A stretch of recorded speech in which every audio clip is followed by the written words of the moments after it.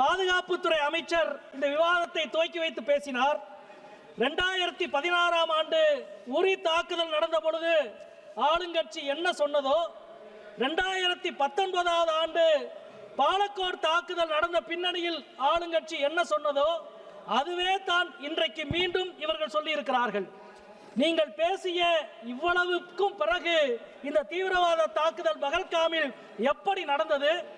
தாக்குதல் துவங்கி 1.5 மணி நேரத்துக்கு பிறகுதான் ஒரு உதவியோ தகவலோ அரசுக்கு கிட்டியிருக்கிறது என்ற செய்தி எவ்வளவு பெரிய வெட்கக்கேடானது.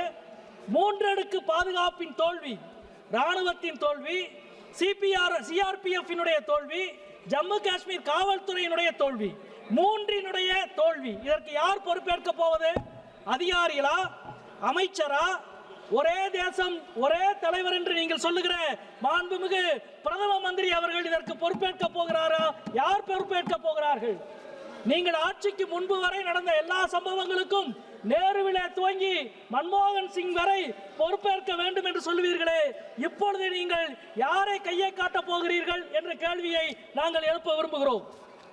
இந்த தாக்குதல் சம்பவம் நடந்த பொழுது சவுதி அரேபியாவிலே இருந்த நம்முடைய மாண்புமிகு பிரதமர் அவர்கள் தங்களது பயண திட்டத்தை குறுக்கிக் கொண்டு உடனடியாக புறப்பட்டார். நேரடியாக பகல்காமுக்கு போக போகிறார் என்று நாடே எதிர்பார்த்தது. நேரடியாக காஷ்மீருக்கு போக போகிறார் என்று நாடே எதிர்பார்த்தது.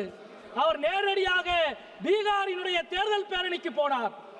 எங்கள் இதயங்களில் தேசம் இருக்கிறது, உங்கள் இதயங்களில் தேர்தல் மட்டும்தான் இருக்கிறது என்பதை இந்த நாடு தொடர்ந்து பார்த்து கொண்டிருக்கிறது.